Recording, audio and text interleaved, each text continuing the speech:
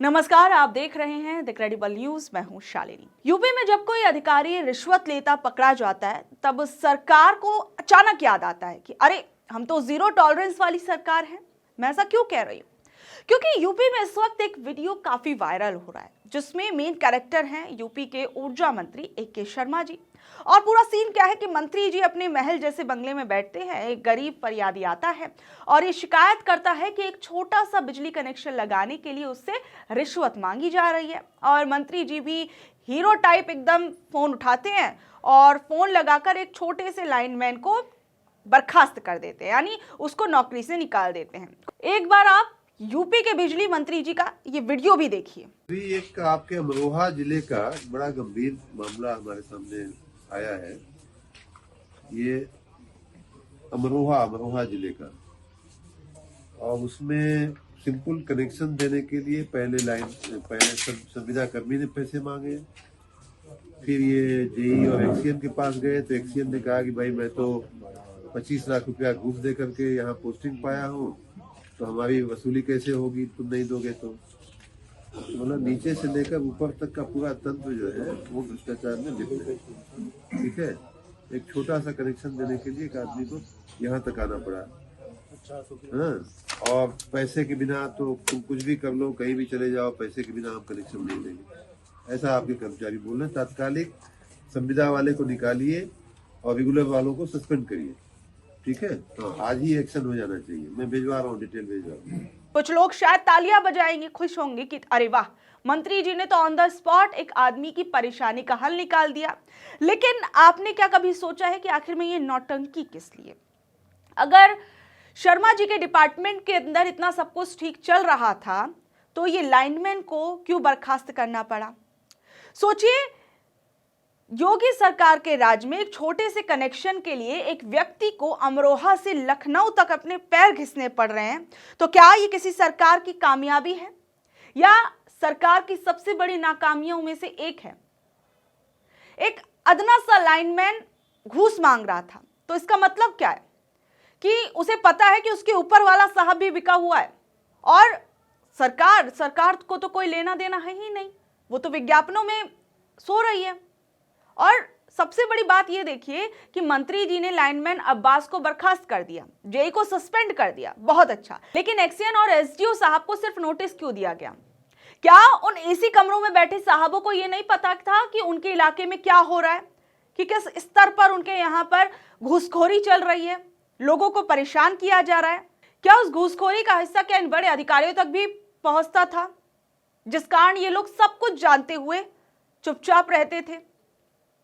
इसलिए उस छोटे से लाइनमैन की भी इतनी हिम्मत थी कि वो एक छोटा सा बिजली कनेक्शन लगाने के लिए उस व्यक्ति से जो है घूस मांग रहा था। देखिए, सच्चाई तो ये है कि नोटिस का खेल सिर्फ जनता की आंखों में धूल झोंकने के लिए है।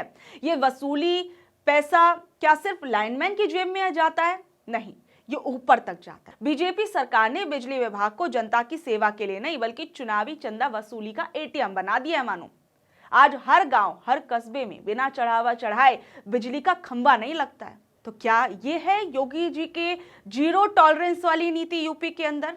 और सोचिए, ये वही मंत्री जी हैं जो कुछ महीने पहले अपने ही अफसरों को अंधा, बहरा, गूंगा कह रहे थे, और आज वही अफसर आपकी नाक के नीचे सरेआम लूट मचा रहे हैं। सोचिए, और अब मंत्री जी खुद मान रहे हैं कि उनके विभाग के अंदर जो है सरेआम भ्रष्टाचार हो रहा है और उन्हें ऑन द स्पॉट उस व्यक्ति को बर्खास्त करना पड़ रहा है। प्रधानमंत्री जी तो कहते हैं ना खाऊंगा ना खाने दूंगा, लेकिन यूपी में तो मामला उल्टा ही नजर आ रहा है।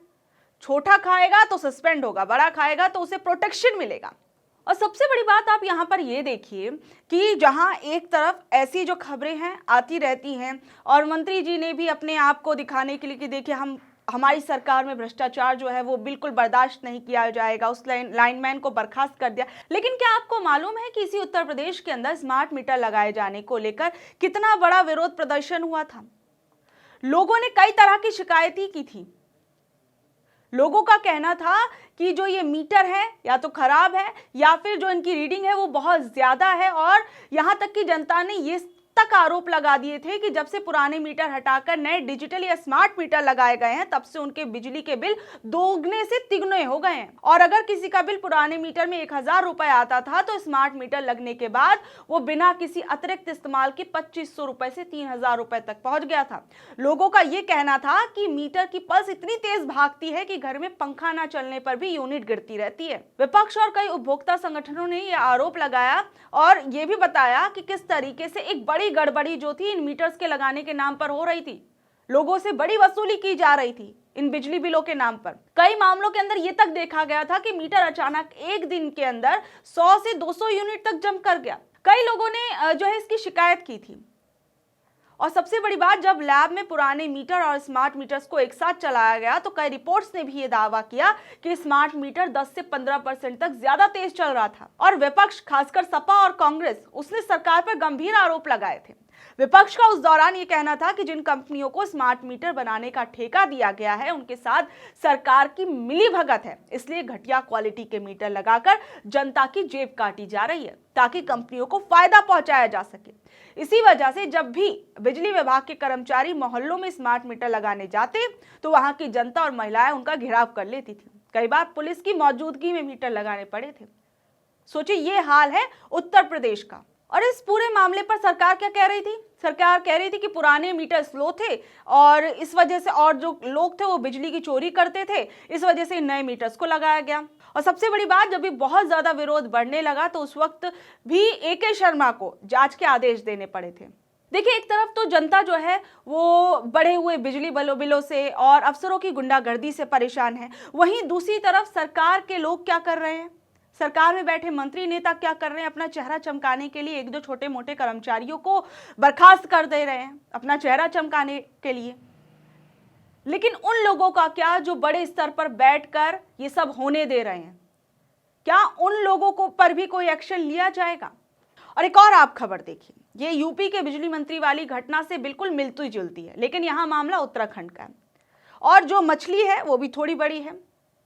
उत्तराखंड में होमगार्ड विभाग के एक बड़े अधिकारी डिप्टी कमांडेंट अमिताभ श्रीवास्तव को मुख्यमंत्री पुष्कर सिंह धामी ने सस्पेंड कर दिया। उन पर आरोप लगा कि उन्होंने होमगार्ड्स की वर्दी और सामान की खरीदारी में करोड़ों रुपए का घोटाला किया। और जो ये भ्रष्टाचार किया गया था वो कितनी बेशर्मी से किया गया था, इस बात का आप अंदाजा लगाइए।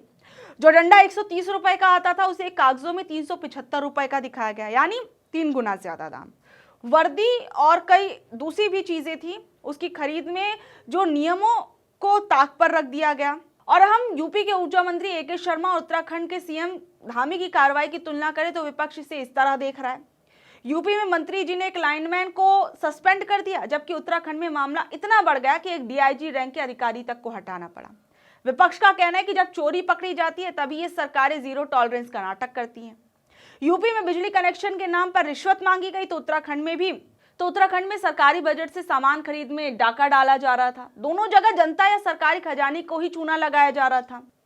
देखिए, चाहे यूपी के बिजली मंत्री का ऑन द स्पॉट एक्शन हो या उत्तराखंड के CM का निलंबन वाला आदेश हो, सवाल यहाँ पर यही उठता है कि आखिर बीजेपी सरकारों में अफसरों और कर्मचारियों के हौसले इतने बुलंद क्यों हो गए हैं कि वो खुलेआम 3 गुना दाम पर सामान खरीद रहे हैं और गरीब जनता से एक तरफ जो है वो घूस मांगी जा रही है और वहीं दूसरी तरफ ये तमाम चीजें हमें देखने को मिल रही हैं। इतना स्तर पर ये भ्रष्टाचार देखने को मिल रहा है।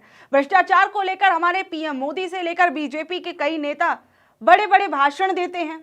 PM मोदी कई बार सार्वजनिक मंचों से कहते हैं कि भ्रष्टाचार बर्दाश्त नहीं किया जाएगा, पिछली सरकारों के भ्रष्टाचार याद दिलाने रखते हैं। लेकिन क्या अपनी सरकार के अंदर, अपनी डबल इंजन की सरकारों के अंदर वो ये भ्रष्टाचार नहीं देख पा रहे हैं? ये अपने आप में सबसे बड़ा सवाल है।